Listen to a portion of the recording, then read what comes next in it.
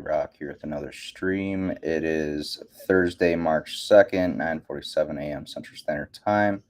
Crypto market cap has seen a little bit of bleedage, sitting at $1.062 trillion. Bitcoin sitting at 23,340, 1627, BNB at 297. Cardano just under 35 cents, Dogecoin nearing 8 cents, a Matic at $1.20. You can see the crypto market has seen a little bit of downside here in the past 24 hours.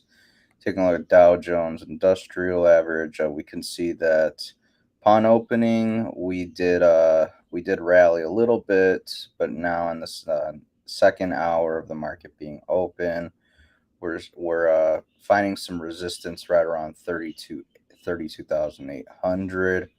We'll see if that resistance holds. If it does, we could be seeing another lower high being established, another lower high being established back here before over here. Again, I think with the sentiment in the market anticipating potentially a 50 basis point rate hike and coming in March, I do think some investors are speculating that that's going to play out, so they're positioning themselves accordingly. You can see in the past 24 hours from here to here, Bitcoin did go on a tiny rally up to 23,800 before ultimately getting rejected, and we did retest some loads right around 23,200. We're seeing if those hold. Not seeing a whole lot of strength out of Bitcoin here on the short term. If I'm being realistic with you guys, again, we are right around the 21-week EMA. Pardon me, we're just barely above it, so do not get bullish. DXY seems to be facing some sort of resistance right around 105. Looks like it's ready to break out again. This is kind of a glass ceiling, more or less. More times DXY does bump its head against it, hits this glass ceiling, the more likely that glass ceiling is going to break. And if this goes on a tear, we will see stocks and crypto get smashed. But headed over to Twitter for some news. Here's just some relative Bitcoin returns since the year 2010. 2010, we saw a 9,900% return. 2011, 1,473% return. 2012, just 186% return. 2013, we saw a 5,507% return. 2014, we saw a negative 58% return. 2015, 35%. 125% in 2016, 1,331% in 2017, negative 73% drop in return in 2018, 2019, a 95% return, 2020, 301% return. In 2021, it's just a 66% return. In 2022, we saw a negative 65% return. In 2023, 43% return as of right now. I do think we will inevitably go lower at some point this year, but it's important to remember just the amazing returns we've seen out of Bitcoin since the year 2010. So don't get too fearful of the market. Keep dollar cost averaging. Personally, I'm just saving cash for a very red day for Bitcoin and crypto along with stocks, but that's not financial advice. That's just what I'm doing. Dubai announces a new legal framework for Bitcoin and crypto operators, an ambitious plan to become a global hub. Very interesting developments out of Dubai. Here we have Coinbase CEO, I believe his name's Brian Armstrong, saying Bitcoin and crypto can increase global economic freedom and empower millions of unbanked people around the world. We have a endorsement from the CEO of Coinbase talking about this. Very cool. We have Jack Dorsey's blog saying we're building a self-custody Bitcoin wallet to empower the next 100 million people to truly own and manage their money. Here we have the state of Dakota is attempting to pass a bill that would exclude Bitcoin from the definition of money while giving a safe path for CBDCs. So not a good sign for people who live over in South Dakota. Your regulators, the people in power there, are looking to exclude Bitcoin from the definition of money, and meanwhile, they're giving uh, they're paving a path for the United States central bank digital currency when it's ready to roll out. Massive Bitcoin mining centers have been opening in Siberia, according to Russian deputy energy minister. So we're seeing Bitcoin being adopted somewhat by Russians, which may fuel a narrative that, oh, Bitcoin's bad because Russians are using it, blah, blah, blah. Here we have global payments. Giant Blackhawk will offer Bitcoin gift cards at U.S. retailers. Interesting development there with Blackhawk.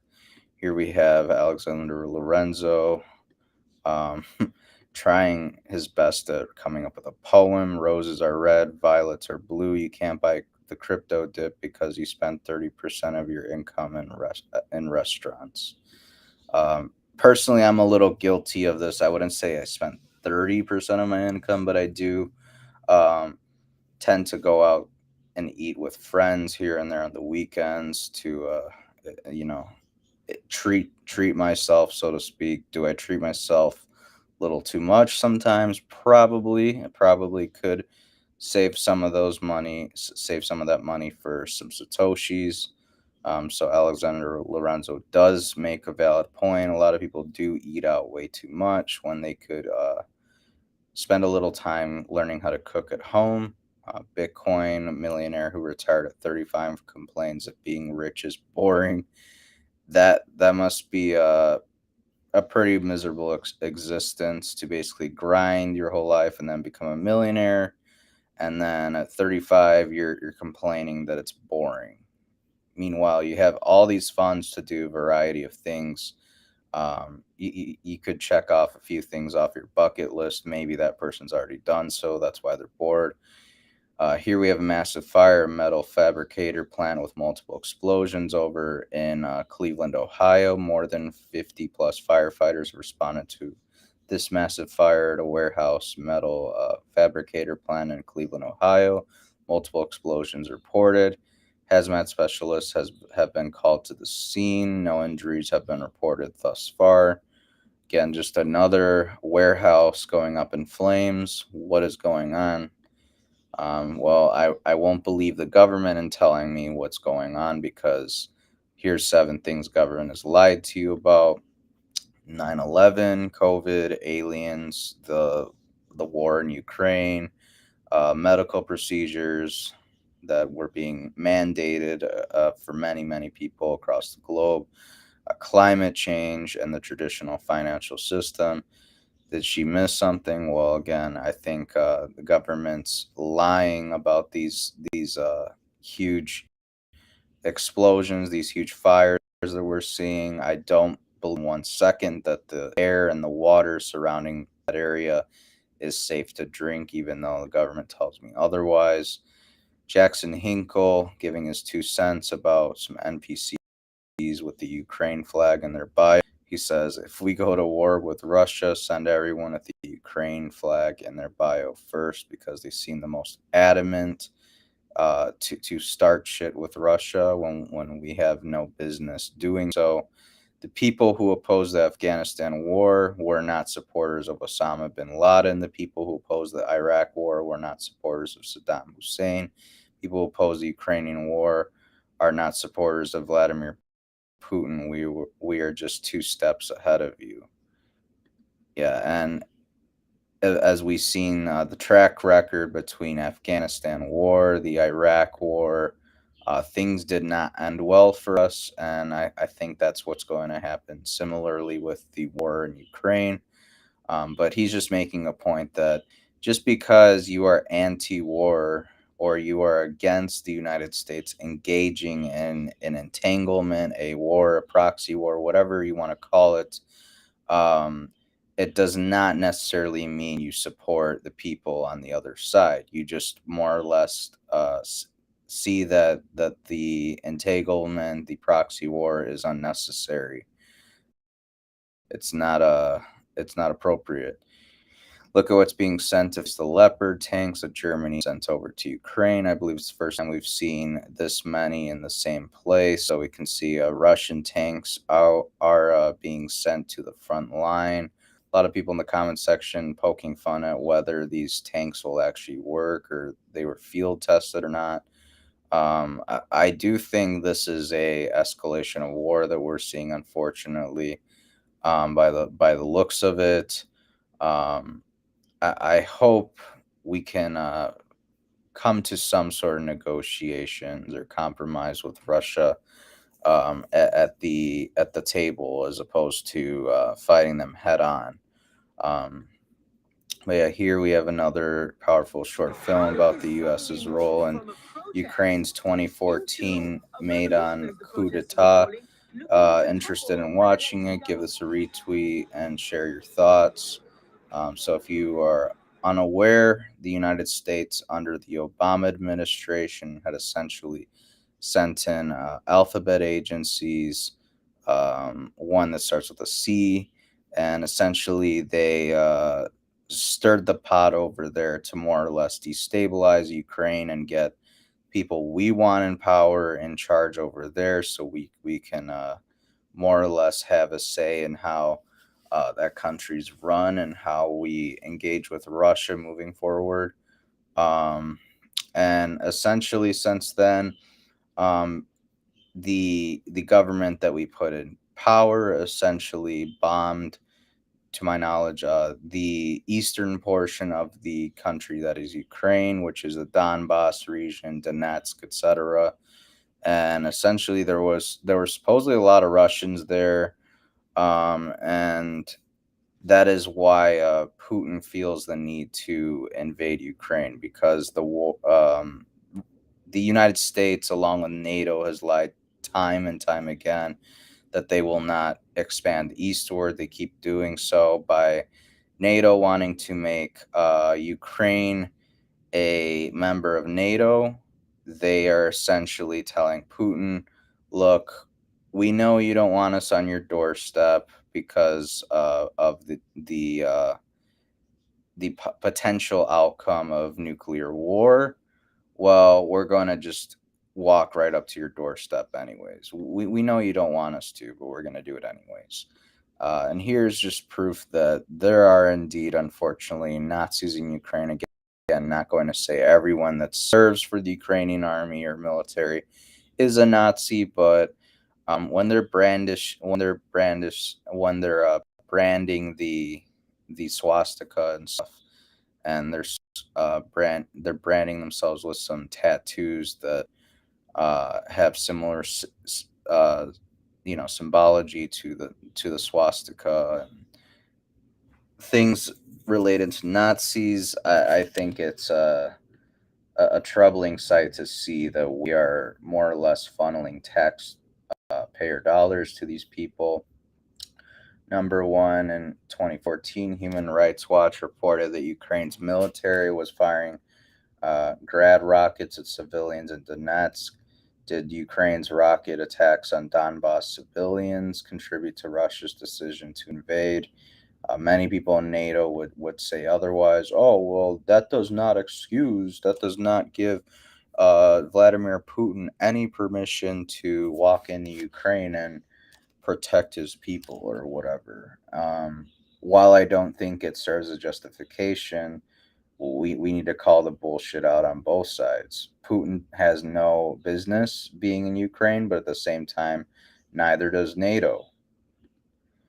NBC News journalist Keir Simmons recently went to Crimea and reported that most Crimeans are are pro-Russian. Now Ukraine has put him on its hit list website for reporting this fact. What does the U.S. government think about Ukraine adding an NBC journalist to its hit lists? They probably don't care, because all they care about is starting a war over there and making a shit ton of money. Crazy how fast things can change and how fragile peace is.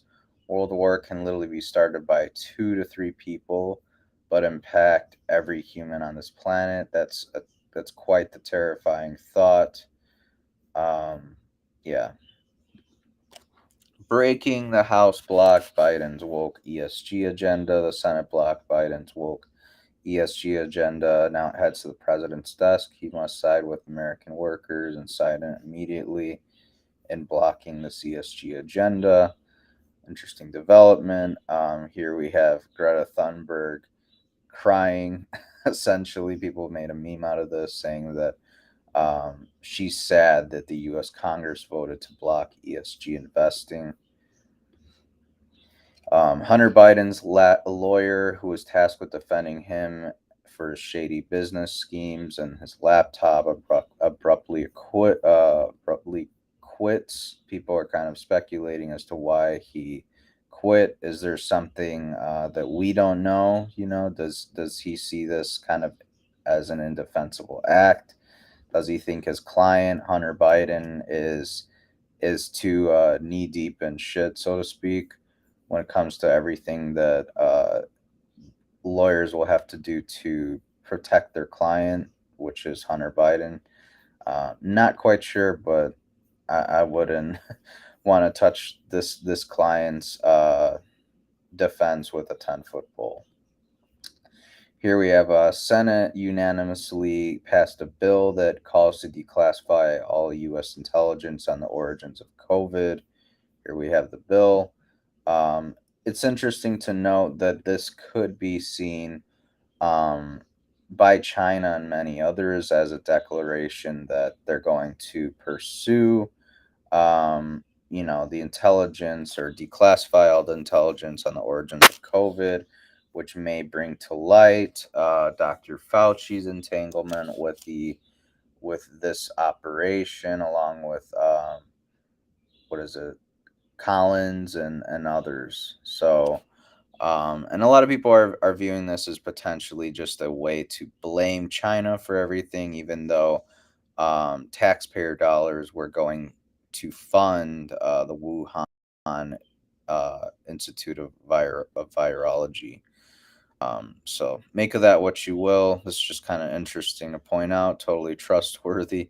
President of EcoHealth, funded by Bill Gates, which created C19 in Wuhan lab, happens to be the same guy that is the World Health Organization lead investigator, who concluded COVID-19 didn't come from the Wuhan lab. Make it make sense. That's about it for today, you guys. Sorry I was a little bit late. Sorry the segment was a little bit shorter than usual. Had to go get a car repair, so there's that.